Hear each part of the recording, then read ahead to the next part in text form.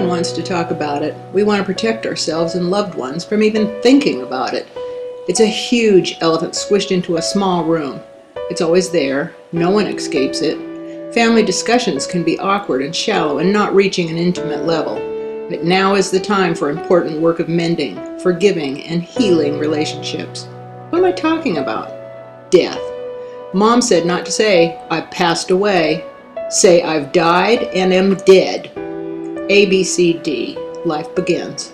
In Saving Private Ryan, a profound question to ask ourselves is, have I lived a good life? You do the best you can with what you've got. Before death is a fascinating thing if you examine it, and are privileged enough to witness it. Natural death is a personal journey as the body wears out and begins to shut down. My mom began with dementia. She knew it was coming and said to hurry and ask her questions now before she gets it worse. There is repeating questions, more sleep, and slowed circulation. Nearer to death, there is a withdrawal from surroundings, reduced appetite, and sleeping more. There is no suffering in any way by not eating. The body can't process the food anyway. Mom showed all these classic signs. She slept more and would talk to me with her eyes closed. With closed eyes, she would respond to me so that I knew she knew it was me talking to her. The day before she died, we propped her up, trying to feed her. We gave that up, and she opened her eyes wide open. I've seen that look before. And after a second of examining me, a huge, loving smile came across her whole face, and she laid down again. Dying begins well before death actually happens. It's a journey from the known life of this world to the unknown of what lies ahead. Ultimately, it leads to the physical departure from the body.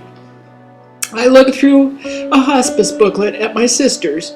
A few things to work through are expression, responsibility, forgiveness, acceptance, and gratitude.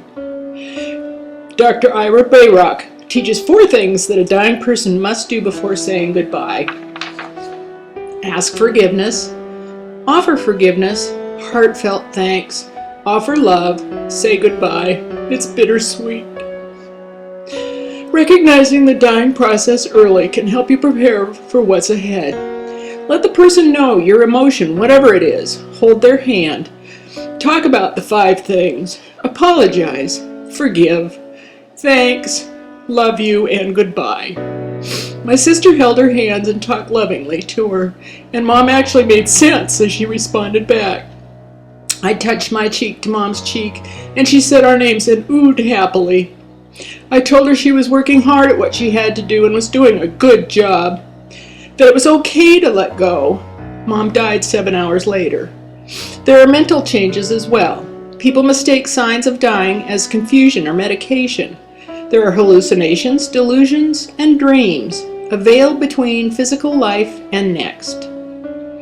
Physically, the body temperature drops. Pulse becomes irregular, pale, labored breathing. Speaking decreases. Hands, feet, legs, and arms get blotchy. Hearing is believed to be the last sense to go, so keep talking to them. Eventually, breathing will cease and the heart stops. Death has occurred. Say the person's name to the grieving. We love to hear your remembrances of them. My dad died over 36 years ago, and now there are fewer people who remember him. I'm so happy to hear them remember him and say his name. This is a chance to bring a relationship full circle and can bring a sense of closure. WXYZ.